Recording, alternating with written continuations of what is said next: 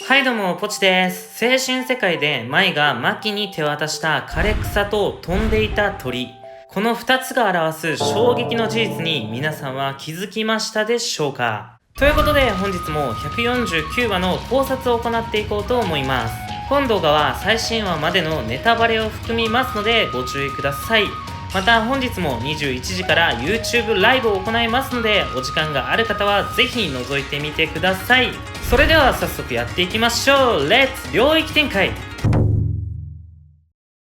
計画通り娘であるマキとマイを瀕死にまで追い込んだ全員奥義。2人を引きずりながらどこかへ運ぶ奥義はさらにとんでもないクズっぷりを見せつけます。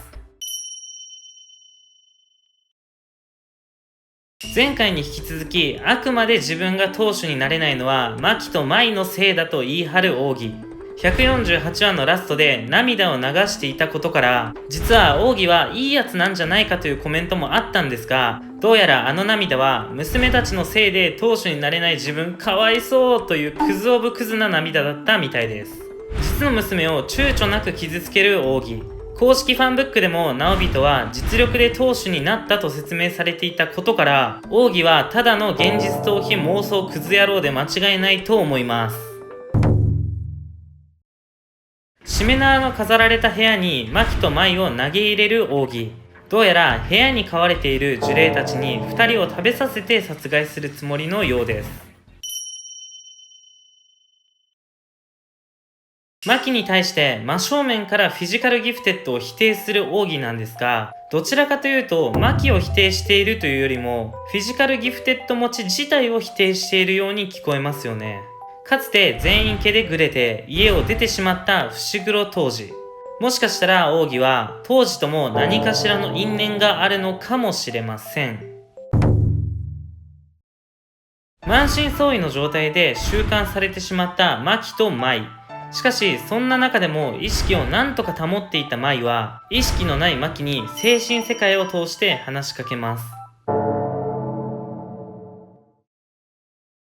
呪力を使ってあらゆるものを作り出せる構築術式なんですが、どうやら大きなものだけではなく複雑なものも作ることができないみたいです。そうなると天の逆鉾などの特殊な効果が付与されている呪具などは作るのが難しそうですよね。個人的に毎日銃弾と同じ大きさの金を生み出せば一生働かずに暮らしていけると思っていたんですが、複雑なものがダメとなるとこの計画もうまくいかないかもしれません。精神世界を通してマキに思いを伝えるマイ。少しずつマキから離れていくマイなんですが、その口から双子における衝撃の事実が明らかになりました。全員家に双子の姉妹として生まれたマキとマイ。しかしどうやら呪術的にマキとマイは2人で1人として扱われるみたいです。そう考えるとマイにしか術式がないのも2人とも呪力量が中途半端なのも納得ですよね。逆に考えると本来2人であるはずの人間が1つの体になっていたら呪術的にはかなり強力な存在ということになります。両面宿儺と虎杖裕二、2人の人間の魂が宿っている虎杖にも今後何かしらの大きな変化が生まれたりするんでしょうか。精神世界でマキに対して別れを告げ、最後の構築術式でマキに呪具を作って旅立ったマイ。しかしマイが作ったこの呪具、実は過去にかなり似ている刀が登場していることにお気づきでしょうか。というのも過去編で伏黒当時が夏油傑の呪霊に飲み込まれた際に呪具のような刀を使って呪霊から出てくるんですが、その時の刀と今回マイが作った呪具が長さや装飾までかなりそっくりなんですね。単行本の方で実は5億円もするということが暴露されていたあの刀、呪霊に使用していたことから呪具であることは間違いないと思うんですが、今後何かしらで関わってくることがあるんでしょうか。姉妹を閉じ込めた部屋から呪霊の消滅反応があり、急いで部屋に戻る奥義。しかし部屋から溢れるその迫力に押され、奥義は過去に伏黒当時と対峙した際の恐怖心を思い出します。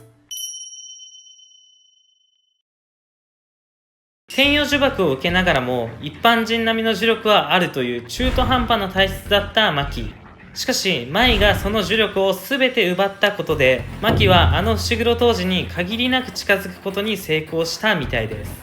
メガネがない状態で呪霊を払えているようなんで、おそらく当時と同じように五感がかなり研ぎ澄まされていると思うんですが、今後の展開を考えると一体どのくらいまで当時に近づくことができたのかどうかが非常に気になるところです。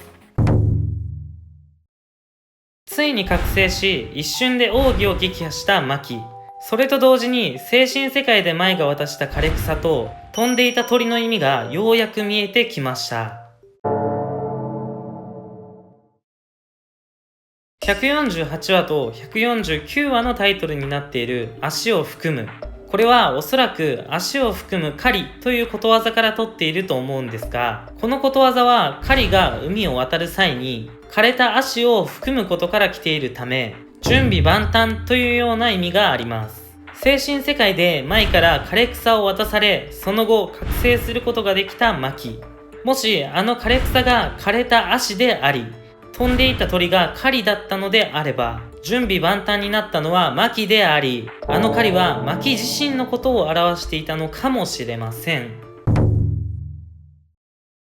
ついにマキが第二の伏黒当時として歩み出した149話。おそらく多くの方が待ち望んでいたマキの覚醒だったんですが、舞の死亡もあったことで素直には喜べなかったという方も多いんじゃないでしょうか。ただ、マキが最後に言った始めるよというセリフやタイトルが足を含む2となっていることから、もう少しこの全員家にまつわるエピソードが続くのは間違いないと思います。なので、マキの前に直哉と仁一が立ちはだかる。マキが2人を撃破する。パンダたちと合流して死滅回遊へ向かうという流れになるんじゃないでしょうか。仁一に関しては露骨に登場シーンが少ないので、そんなにすぐ脱落させたりするのかという見方もあるんですが、奥義が死亡してしまったことから芥見先生は容赦なく脱落させると思っています。何より直哉が一体どんな反応をするのかが気になるんで、来週の150話が非常に楽しみです。